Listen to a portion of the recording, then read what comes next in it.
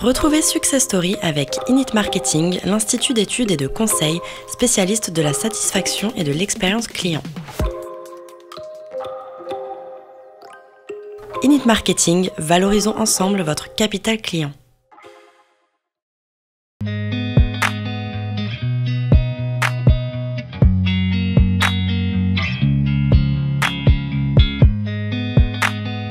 Bonjour et bienvenue dans cette nouvelle édition de Success Story sur A-News Expérience Client. Ce matin, j'ai le plaisir de recevoir Elena.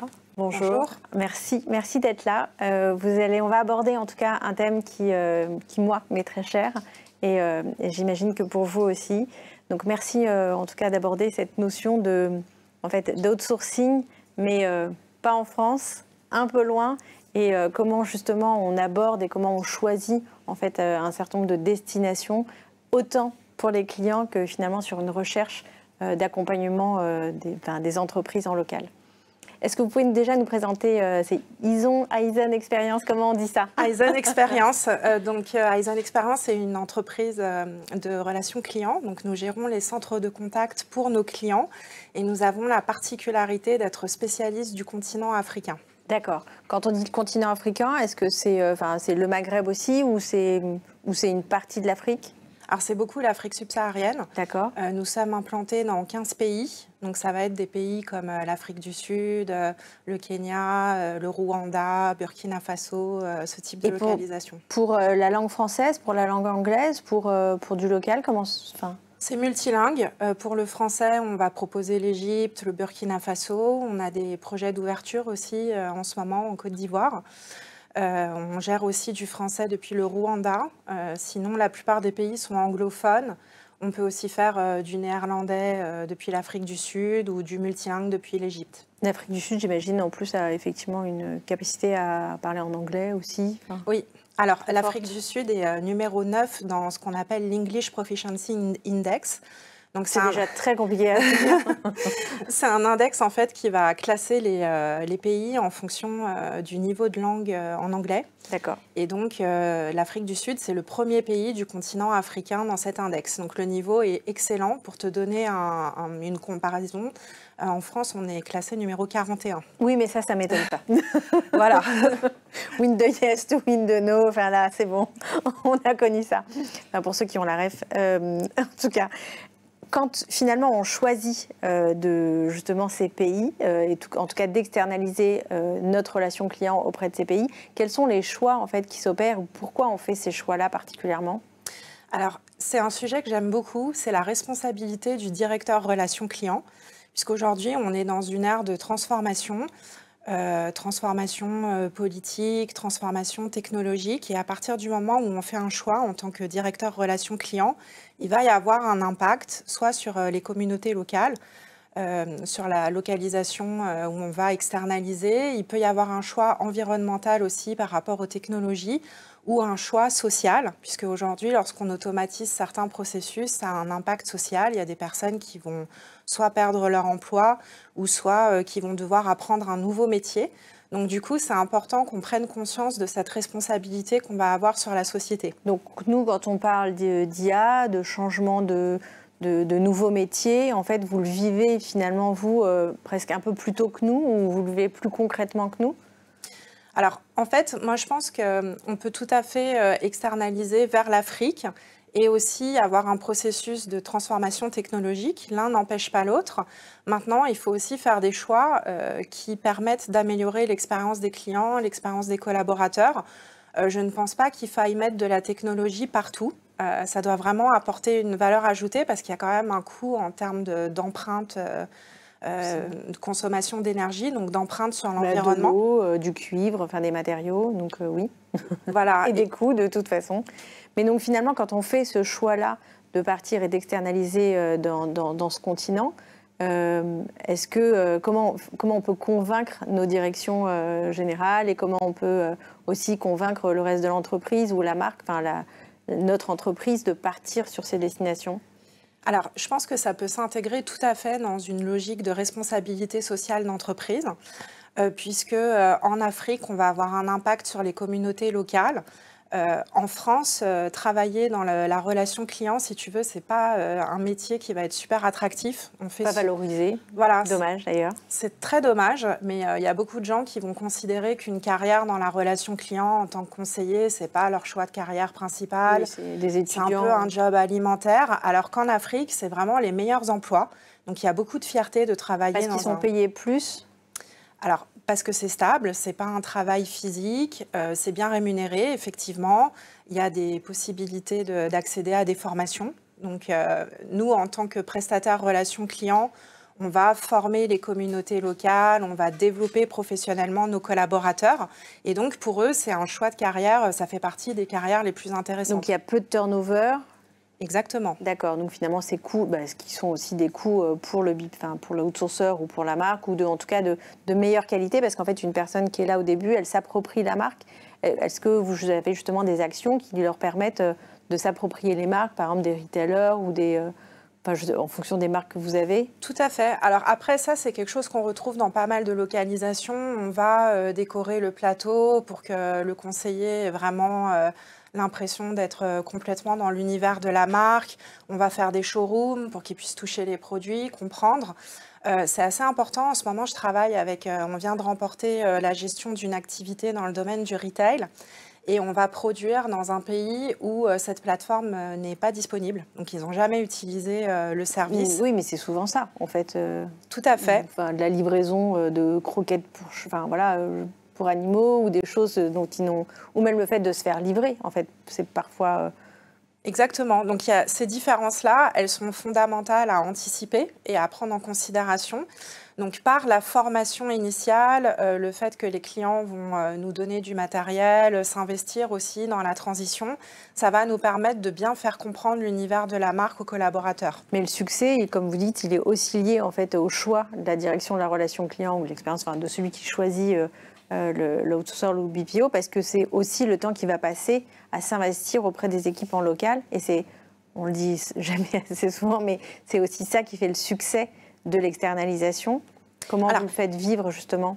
Je suis d'accord avec toi, c'est sûr que c'est beaucoup mieux si le directeur de la relation client s'investit. Après, je ne voudrais pas non plus faire peur à des directeurs de la relation client qui pourraient penser qu'ils doivent passer 2 fois plus de temps que ce qu'ils feraient s'ils externalisent en France, par exemple, parce qu'on a quand même des méthodes qui nous permettent de faciliter cette transition, des méthodes en termes de formation. On a notre propre plateforme de e-learning aussi, on fait de la gamification de la formation. Et le client peut voir tout ça? Est-ce que, pas précisément par agent, mais tout ce que vous faites pour les agents?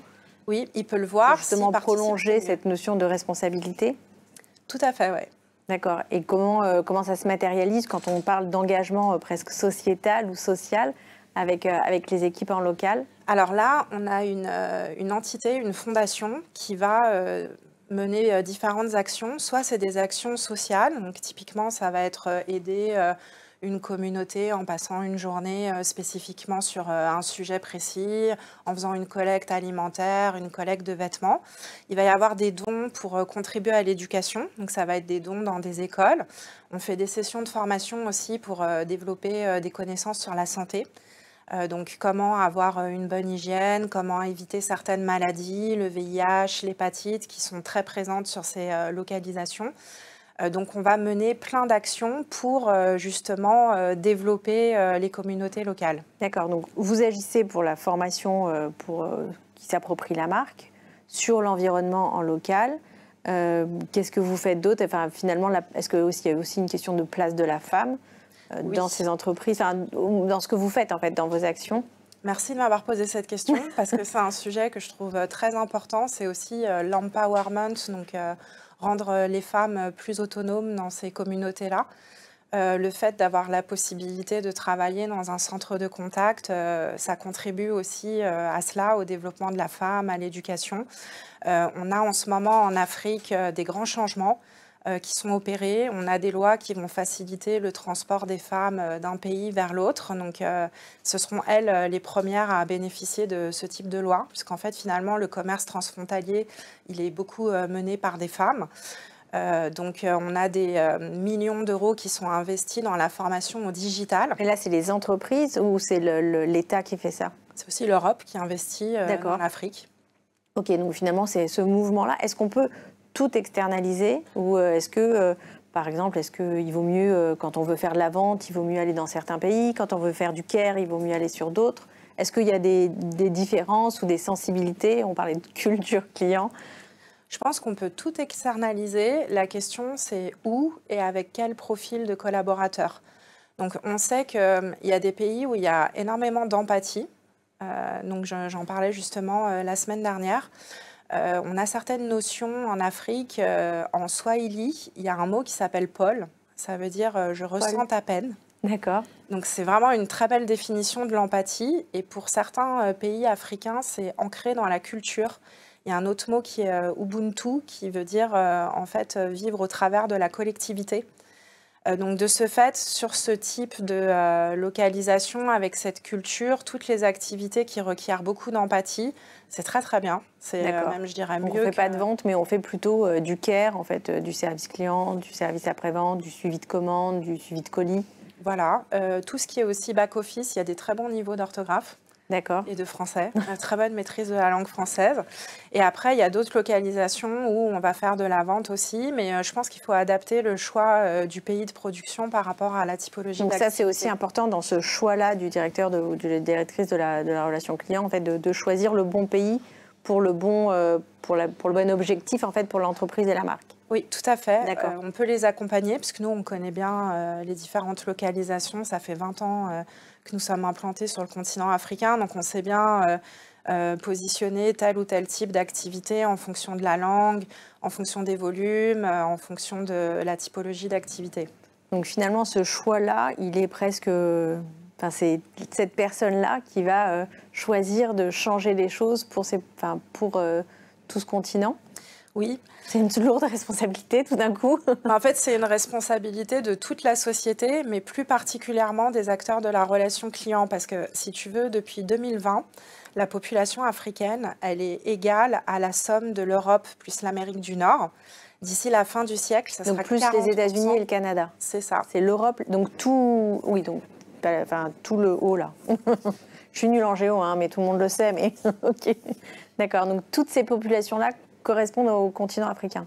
Oui, mais avec des populations probablement plus jeunes que ce qu'il y a en Europe et aux États-Unis, enfin et au nord de. C'est exactement ça. La population, elle croît plus vite et elle est plus jeune. Donc la moyenne d'âge en Afrique, c'est autour de 18-20 ans, alors qu'en Europe, tu es sur du 41 ans de moyenne d'âge.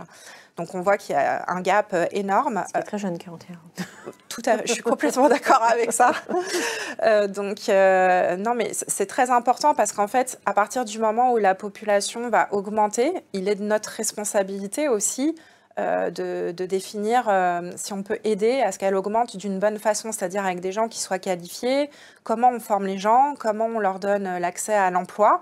Et là, pour le coup, la relation client, ça fait partie des secteurs d'activité qui sont des employeurs très importants pour ces localisations. Un peu comme le Maroc en 95, où effectivement, il y avait des personnes, en tout cas, hyper diplômées, beaucoup de femmes aussi, et que la relation client a permis de construire finalement toutes ces, voilà, en tout cas des engagements et des façons d'être autonomes pour un grand nombre de personnes qui n'avaient pas aussi d'emploi à ce moment-là. Oui. Est-ce que vous avez l'impression de refaire ce moment-là aujourd'hui pour l'Afrique? Oui. Oui. À l'époque, on avait commencé, ça fait presque 20 ans que je suis dans le BPO, à l'époque, on avait commencé à faire du multilingue au Maroc. Et justement, les femmes, c'était vraiment la population qui profitait le plus du multilingue. Pourquoi? Parce que c'était des hommes qui étudiaient à l'étranger, qui ramenaient leurs femmes, donc qui se mariaient. Et donc, c'était des personnes avec des niveaux de langue natifs qui cherchaient un emploi au Maroc. Et c'est comme ça que les activités multilingues se sont développées. Donc finalement, ce que vous avez vécu à l'époque, vous arrivez aujourd'hui à le reproduire avec... aujourd'hui, pour le Maroc, les BPO, c'est effectivement...